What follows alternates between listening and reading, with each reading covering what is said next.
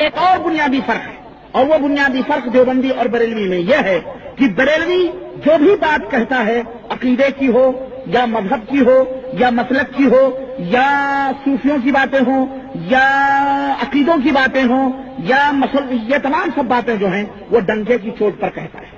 بریلوی جو بھی کہتا یا کرتا یا لکھتا ہے وہ ڈنکے کی چوٹ پر دنیا کے سامنے بیان کرتا ہے، اپنے مسلک، عقیدے، سلسلے، تصوف کا وہ اعلان کرتا ہے۔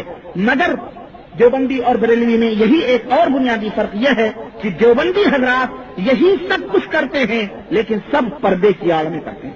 سب کس کی آڑ میں کرتے ہیں؟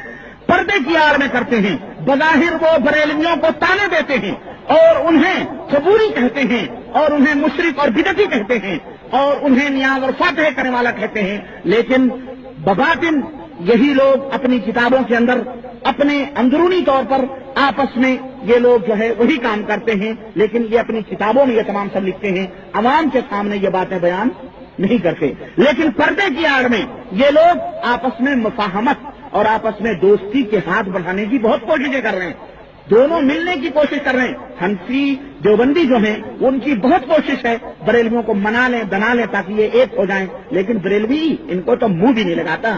یہ تو اگر مسجد میں گھس جائیں تو انہیں مسجدیں دھلواتا ہے بریلوی، بہت دور بھاگتا ہے دیوبندیوں، وہابیوں سے تو بات ہی نہیں کرتے، کہتے یہ لوگ تو کھرے لوگ ہیں، اسے تو چھوڑو، یہ تو کھلے کافر ہیں، سیدھے کہتے ہیں۔ لیکن دیوبندیوں کو یہ کہتے ہیں یہ چوہے ہیں، چوہوں کی طرح دلوں کے اندر گھس کر کے اور اس طرح جڑیں کاٹتے ہیں، جیسے مملکت عربیہ کے اندر، سعودی عربیہ کے اندر ہمارے ملکوں کے بہت گھس آئے ہوئے چوہے موجود ہیں، یہاں بھی چوہے موجود ہیں۔